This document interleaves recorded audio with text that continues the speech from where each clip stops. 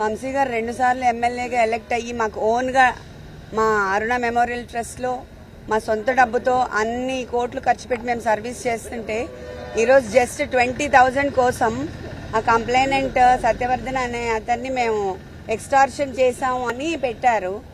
అది ఎంతవరకు నమ్మసక్యం అనేది నాకు అర్థం కావట్లేదు. జస్ట్ 20,000 కోసం అలా కేసు చాలా ఇదిగా ఫ్యాబ్రికేట్ చేస్తూ ఉన్నారు. ఆ అబ్బాయి మీద ప్రెషర్ తీసుకొచ్చి మనము 20,000 కోసం ఆ అబ్బాయిని అబ్డక్ట్ చేశామని అలా చాలా డిఫరెంట్గా ఫాల్స్ అలిగేషన్స్ ఫ్యాబ్రికేట్ చేసేస్తా ఉన్నారు.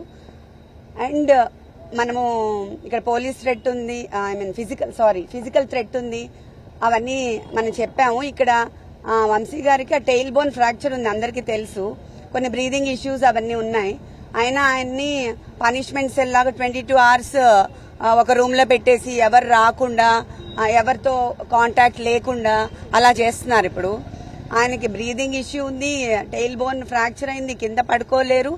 బట్ కావాలనే వాళ్ళు ఇట్లా పనిష్మెంట్ సెల్లో పెట్టి చాలా ఫిజికల్ గా they are making him suffer అన్నమాట. సో ఇది ఎంతవరకు కరెక్టో అది మనకి పబ్లిక్ అందరికి తెలియాలి అని నేను చెప్తున్నాను.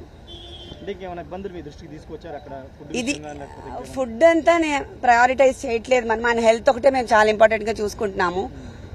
ఫిజికల్ హెల్త్ కాకుండా వాళ్ళు మెంటల్ గా కూడా ఆయన్ని అలోన్ గా పెట్టి కొంచెం మెంటల్ గా లో చేసి డిప్రెషన్ గురి చేయాలని ట్రై చేస్తున్నారు. సో మాకు ఆ ఫిజికల్ టార్చరు అండ్ ఆల్సో ఈ ఫాల్స్ అలిగేషన్స్ తో ఎక్స్టార్షన్ పెట్టాలని అవన్నీ ట్రై చేస్తున్నారు ప్రెసెంట్ కేసులో. సో అవన్నీ కూడా చాలా ఫ్యాబ్రికేట్ చేసి ఫాల్స్ కేసెస్ పెడుతున్నారు. ఆ ఫాల్స్ కేసు మీద ఈయన టార్చర్ చేయడం అది ఎంతవరకు జస్టిఫైయబుల్ అని నేను అడుగుతున్నాను ఈ ప్రజాముఖంగా. అంతే.